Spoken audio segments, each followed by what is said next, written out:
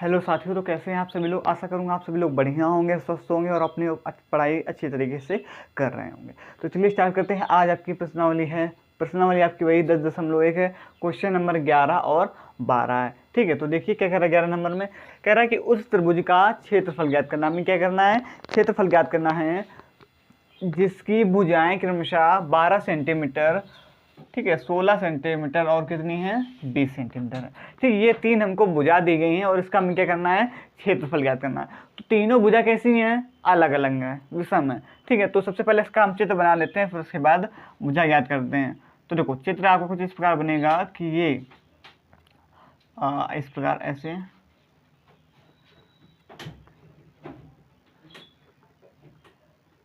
ठीक है, ठीक इस प्रकार, मतलब इसमें जो तीनों भुजाएं कैसी हैं, भिन्न भिन्न है, तीनों भुजाएं अलग अलग हैं।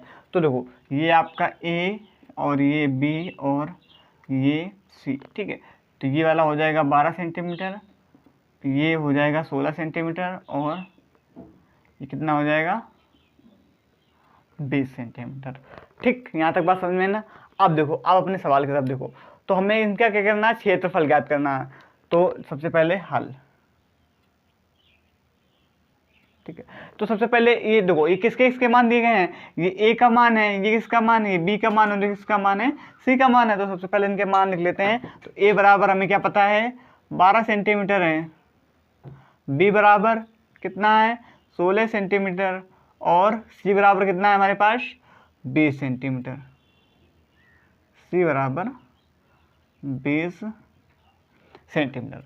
ठीक, यहाँ तक बात समझ में आई ना। अब देखो, अब हमें क्या पता है, हमें सबसे पहले क्या करना है, क्षेत्रफल ज्ञात करना है। तो क्षेत्रफल हम देखो, तीनों भुजा कैसी हैं, भिन्न भिन्न है। तो यहाँ पर हम क्या लगाएंगे, हेरोन का सूत्र से हम इसका क्या करेंगे, क्षेत्रफल ज्ञात करेंगे। तो हेरोन के सूत्र से क्षेत्रफल ज्ञात करने के लिए सबसे पहले हम क्या करते हैं, इसका हम क्या करेंगे, सबसे पहले हम इसको, आप ऐसा करो, अर्ध परिमाप डायरेक्ट ज्ञात कर लो। तो अर्ध परिमाप का सूत्र क्या होता है, अर्ध परिमाप।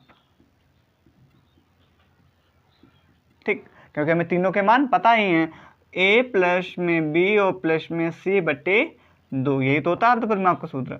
तो a का मान कितना है, 12 है, b का मान 16 है और c का मान 20 बटे 2। ठीक, अब देखो इनको तीनों को जोड़ना, तो जोड़ दो, 20 और 10 30 और 10 40 और 6 इसके बजे थे 46 और 2 48, बट्टे में कितना आ गया, 2 आ गया। काट दो इसको, 2 दूनी 4 और 2 चौको 8। ठीक है, तो हमारा अर्ध परिमाप कहें या सेमी पैरामीटर, शॉर्ट में एस कहें, तो मान क्या आ गया, 24 आ गया। एस का मान हमारे पास क्या आ गया, 24 आ गया। अब इसी के सहायता से हम क्या कर लेंगे, अपना क्षेत्रफल त्रिभुज का हेरोन के सूत्र लगा करके ज्ञात कर लेंगे। तो देखो यहाँ पर त्रिभुज का क्षेत्रफल, ठीक है, हेरोन के सूत्र से।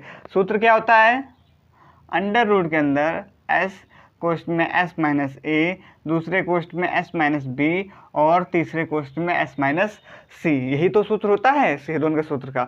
अब देखो आगे, अब इसके बाद इसकी वैल्यू पुट कर दो, जो जो मान है वो मान रख दो इसके। तो देखो s का मान हमारे पास क्या भी निकाला है, 24 और s अर्थ पर में आप 24, a का मान कितना है, 12 है, और s का मान 24, ठीक है, और माइनस b का मान कितना है, b का मान 16 है, s का मान 24 और 20, c का मान 20। ठीक, अब देखो यहाँ पर सबसे पहले क्या करेंगे, कोष्ठ को हल कर लेंगे। तो देखो 24 को 24 बना रहने दो, 24 में से 12 जाएंगे तो कितने बचेंगे, 12, और 24 में से 16 गए तो कितने बचे, 8, 24 में से 20 गए तो कितने बचे, 4 बचे। ठीक, अब इसको देखो, इतना यहाँ तक हल कर लिया ना। देखो आगे जगह बची है, ठीक है। तो देखो अब इसको यहाँ पर हल करते हैं, जगह बची है आपकी थोड़ी, तो इसको करो ऐसे यहाँ पर। तो देखो सबसे पहले क्या करो, 24 को ऐसे लिखा रहने दो। अब ऐसे आपको तोड़ो, नहीं 24 को तोड़ दो, यहीं पर तोड़ दो इसको। तो 24 को ऐसे तोड़ो कि मतलब इन्हीं के भाग बन जाए। देखो ऐसे 8 है तो 8 त्रिका 24, ठीक है, इस प्रकार 1 8, तो 1 8 इससे बन जाएगा, 1 8 हमारे पास ये है, तो 8 त्रिका 24। अब इसको ऐसे तोड़ो कि हमें 1 4 मिल जाए और 1 3 मिल जाए, तो 4 3 12, तो 4 गुणा 3, और ये ऐसे ही बना रहने दो, तो देखो सब हमें 2 2 मिल गए।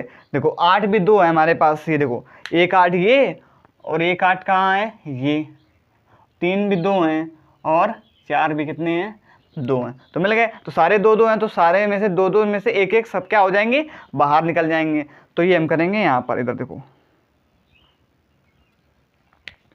इधर से, ठीक है, आएंगे यहाँ पर। तो देखो 2 8 थे, तो अब तो रूट से बाहर सब सारे बाहर निकल आएंगे ना, तो रूट से बाहर निकालो तो 2 8 में से एक 8 क्या हो जाएगा, बाहर आ जाएगा। 2 3 में से एक 3 क्या हो जाएगा, बाहर आ जाएगा। और 2 4 में से एक 4 बाहर आ जाएगा।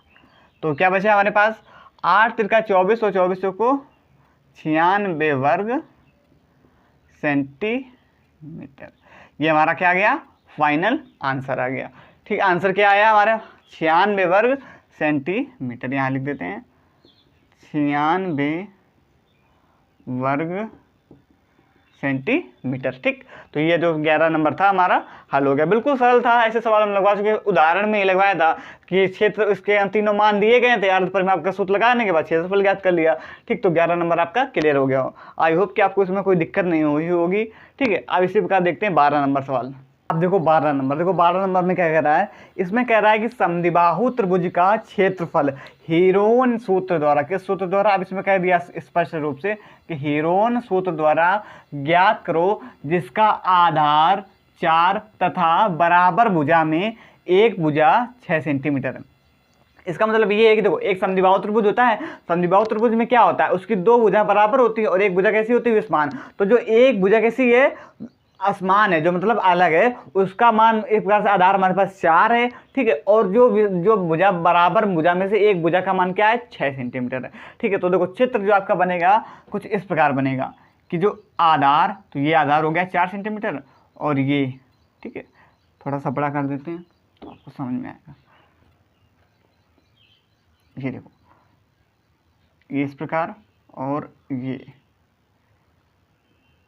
ठीक, तो जो इसका आधार, मतलब इसका आधार क्या है, 4 सेंटीमीटर है। ये हो गई हमारी भुजा। ठीक है, अब ये आप पता है इसका नाम लिख लेते हैं, ये ए, ये बी और ये सी। ठीक है, अब देखो इसमें क्या कह रहा है कि बराबर भुजा में एक भुजा 6 सेंटीमीटर है। तो देखो बराबर भुजा में एक भुजा 6 सेंटीमीटर है, तो मतलब जब ये 6 सेंटीमीटर है तो ये वाली भी 6 सेंटीमीटर होगी ना, क्योंकि दोनों कैसी भुजा है, बराबर भुजा का। हमें पता भी एक समद्विबाहु में 2 भुजा कैसी होती है, बराबर होती है। तो उसमें साफ साफ कह दिया कि एक भुजा, बराबर भुजा में एक भुजा 6 सेंटीमीटर, तो दूसरी भुजा भी कितनी होगी, 6 सेंटीमीटर होगी, क्योंकि दोनों कैसी बराबर, और ये एक अलग वाली तो हो ही गई हमारी 4। ठीक है, तो हमें तीनों को पता चल गया। तो अब हमें सेम बिल्कुल वैसे ही सवाल लगाना है, तो चलो कर लेते हैं सेम उसी प्रकार। जैसे आपका 11 नंबर लगा ना, सेम बिल्कुल वैसा, बस मान जो है वो थोड़े चेंज हैं। तो देखो सबसे पहले हम क्या करेंगे, सब अपने मान लिख लेते हैं। तो ए बराबर हमें कितना पता है, कितना दिया गया है, 6 सेंटीमीटर। बी बराबर कितना दिया गया है, 4 सेंटीमीटर। और सी बराबर कितना दिया गया है, 6 सेंटीमीटर।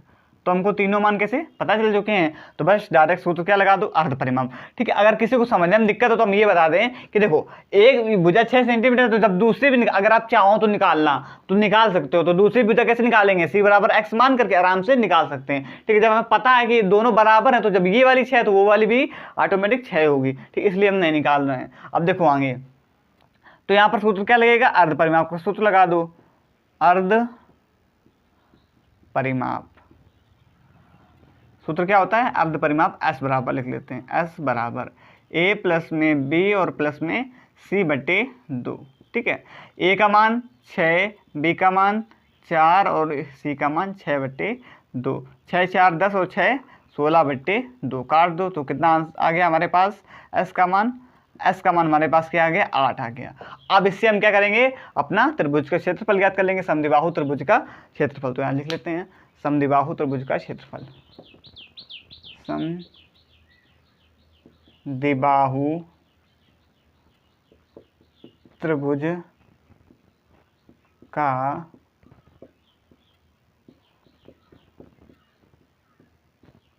क्षेत्रफल। तो समद्विबाहु त्रिभुज का क्षेत्रफल क्या होता है,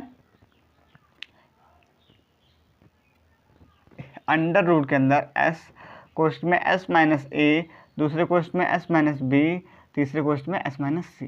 ठीक है, क्योंकि हमने इससे तो हीरोन के सूत्र से कह रहा था ना, वैसे हम चाहते तो समद्विबाहु कह रहा है तो इसको हम इस समकोण त्रिभुज के सबसे पहले 1/2 आधार गुणा ऊंचाई से भी ज्ञात कर सकते थे, लेकिन इसमें कह रहा है कि हीरोन सूत्र द्वारा ही ज्ञात करो, तो इसलिए हम इससे ज्ञात कर रहे हैं। तो अंडर रूट के अंदर ये सूत्र लिख गया, तो चलो इसके वैल्यू पुट कर दो, इसके मान यहाँ पर, बस हमारा आंसर आ जाएगा। तो देखो एस का मान क्या है, अभी निकालना है 8, एस का मान 8, ए का मान क्या है 6, ठीक है, और एस का मान 8, बी का मान 4, एस का मान 8 और सी का मान 6, ठीक। तो बस इसको हल कर लो। तो देखो 8 बना रहेगा, 8 में 6 गए 2, 8 में 4 जाएंगे तो कितने बचेंगे, 8 में 4 जाएंगे तो कितने बचेंगे 4, और 8 में 6 गए 2, ठीक। अब जो ये वाला सवाल आगे हल करते हैं यहाँ पर देखो। तो यहाँ पर हमारे पास क्या लिखा है, पहले लिख लेते हैं पूरा। 8 गुणा में ना सारे, तो 8 गुणा 2 और गुणा में 4 और गुणा में 2, ठीक है। तो देखो 2 हमारे पास क्या है, 2 तो 2 है हमारे पास। अब यहाँ पर क्या करो, इससे 2 पहले 2 बाहर निकाल लो, ठीक है, इस प्रकार। अब देखो 2 थे तो इससे 1 2 बाहर आ गया। अब ये कितना 8 और 4 है, तो ऐसा करो 2, अब हमारे पास क्या बचा, एक 8 बचा अंदर और एक क्या बचा 4 बचा। तो 8 को तोड़ो किसमें, 2 गुणा 4 में तोड़ो। कारण हमने ऐसा क्यों तोड़ा कि 1 4 हमारे पास ये है पहले से, 1 4 हमारा इससे मिल जाएगा, तो 2 4 ये हो जाएंगे। अब अगली बार में 2 4 बाहर आ जाएंगे, तो 2 4 है ना, तो 1 4 क्या हो जाएगा, इसमें 12 आ जाएगा, तो अंदर क्या बचेगा, रूट के अंदर 2। तो 2 चौको 8 रूट 2, 8 रूट 2 हमारा क्या आ गया, फाइनल आंसर आ गया। तो यहाँ पर लिख लो आंसर में 8 रूट 2, ठीक है। सेंटीमीटर में, हाँ वर्ग सेंटीमीटर, क्योंकि उसमें वो भी वर्ग सेंटीमीटर में था, ठीक। तो देखो चाहते तो यहाँ पर हमने इतने में यहाँ से हमने इतना कर लिया था। अब यहाँ से हमने आपको समझाने के लिए इतना किया ना, तो एक ही लाइन में पूरा हम लिख करके कर सकते थे, ठीक। तो ये आपका जो है 12 नंबर भी क्लियर हो गया, ठीक। तो आज हमने 11 नंबर और 12 नंबर देखे, और जो बाकी सवाल बचे वो कल देखेंगे। आज के लिए इतना ही, धन्यवाद, जय हिंद।